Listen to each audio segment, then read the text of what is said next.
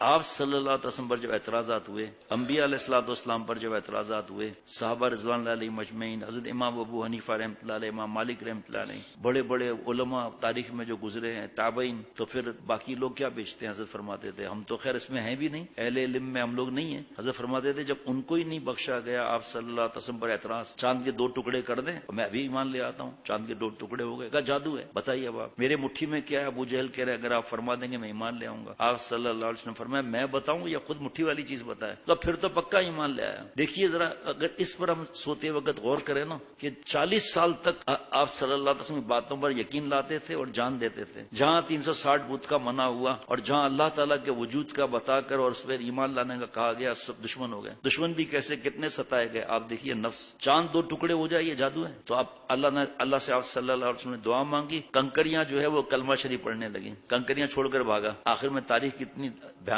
ہوئی، حضرت ابراہیم علیہ السلام پر کی کتنی مخالفت ہوئی، سب آپ کے سامنے ہے نا بھائی، حق کی مخالفت۔ حضرت یوسف علیہ السلام گندے چلے جاؤ، جو اعتراض کر حضرت شعیب علیہ السلام نابتول کی کمی بار بار فرماتے تھے، اکڑتے تھے، تو آسمان گرا دینا ہم پر۔ دیکھیے قرآن شریف کی تفسیر میں دیکھو کیا لکھا ہوا ہے، آپ ہمیں دھمکی دے رہے ہیں نا، ہم تو ادب سے نام لیں گے، تو آپ گرا دینا آسمان ہمارے پر، پتہ چل جائے گا کہ کون صحیح ہے کون غلط ہے۔ ارے آخر اللہ تعالیٰ ناراض ہوئے، گرمی کا عذاب آیا، گھر سے باہر نکل آئے، حالت سب کی خراب، دیکھا کہ ایک صاحبان سامنے موجود ہے، اور صاحبان کے نیچے چلے گئے، اب بس سب کام بن گیا، صاحبان سے آگ برسی، سب کو جھلس کے رکھ دیا۔ فرعون کا انجام ایسا اللہ نے کیا کہ اس کی لاش کو قیامت تک اللہ نے رکھ دیا۔ یہ جو چھوٹے چھوٹے فرعون ہر وقت ہوتے ہیں، آپ سوچو یہ ابھی جس علاقے میں گیا ذرا غور سے سننا، اتنا اب تک شدید غم ہے، اور انہوں نے بتایا کہ یہاں ایک فلاں منسٹر ہے اور ہندو، اور اب تک بہت بڑی تعداد میں چرچ یہ مندر بنوا چکا، قیمتی گردوارہ مسلمان بنا کر دے، مندر بنا کر دے، چرچ بنا کر دے، تو رونا ہے یا نہیں رونا؟ اور اس فرعون سے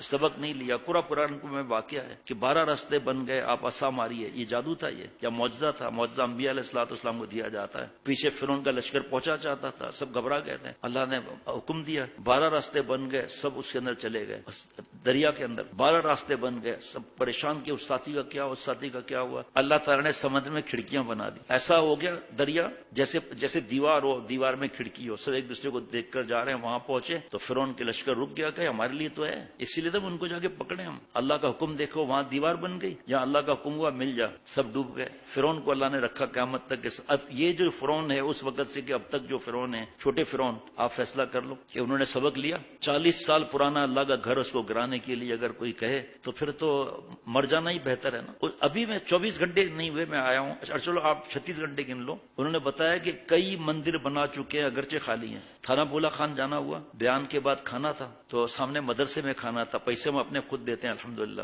جب کھانا کھا کے میں سیڑھیاں نیچے اترا تو سامنے اتنی بڑی بلڈنگ ایسے چوڑائی میں، اتنی خوبصورت کہ آپ سوچ نہیں سکتے۔ تو میں نے پوچھا یہ کیا عمارت ہے؟ تھانہ بولا خان کا مندر ہے، پتہ نہیں کتنے کروڑ روپے خرچہ ہوئے اس پر۔ میں نے فوراً پوچھا کہ معیشت کا سب ہندوؤں کے کنٹرول میں ہے، جہاں کچھ ہو جائے نا ساری دنیا ہنگامہ کھڑا کر دے گی پاکستان کے لیے، اور وہاں جو مسلمانوں پر اذیتیں دی جا رہی ہیں وہاں سب خاموش ہیں۔ برما میں آپ کو پتا ہے آج تک کبھی سیاست کی بات نہیں سنی ہوگی، میں فرعونیت کی بات کر رہا ہوں۔ ہمارا کام ہے اللہ سے دعائیں مانگنا۔ جب سے سنا ہے مسجد کا اتنا دل میں بوجھ ہے، اتنا دل میں بوجھ ہے، کیا پوچھو مت آپ، اتنا بوجھ ہے۔ مندر کھڑے ہو رہے ہیں، گردوارہ کتنے کروڑ روپے میں بنا ہے، ایک مسجد بنائی حکومت نے تو بتا دیں، آپ ایک بنائی ہو تو بتا دیں، حالانکہ حکومت کا کام ہے یہ۔ اور پھر کسی کی پراپرٹی بھی نہیں ہے، باغ ہے، اگر پراپرٹی بھی ہو تو 40 سال تک خاموش، اور ابھی سب کو اس کی فکر لگ گئی سے۔ اللہ تعالیٰ جب ناراض ہوتے ہیں نا، جب گیدڑ کی موت آتی ہے تو شہر کا رخ کرتا ہے۔ حضرت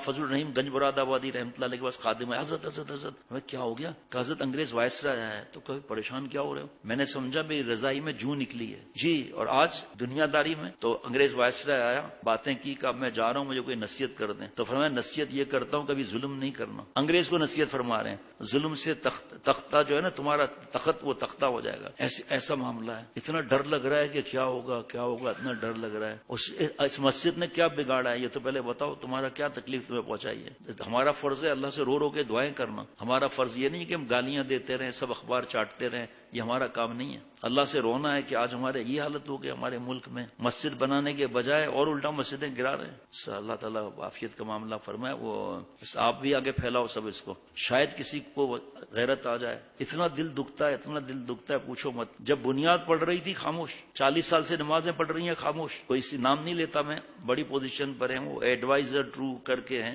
ان کا فون آیا تھا اس بارے میں فتویٰ وغیرہ، یہ بھی کسی کے ذریعے فون آیا تھا. تو وہ خود کہنے لگے مجھے اتنا غصہ آ رہا ہے، اتنا غصہ آ رہا ہے کہ بابری مسجد پر ظلم ہوا، کتنے برس کیس چلا تھا، اس کے بعد فیصلہ ہوا غلط، بابری مسجد شہید ہو گئی.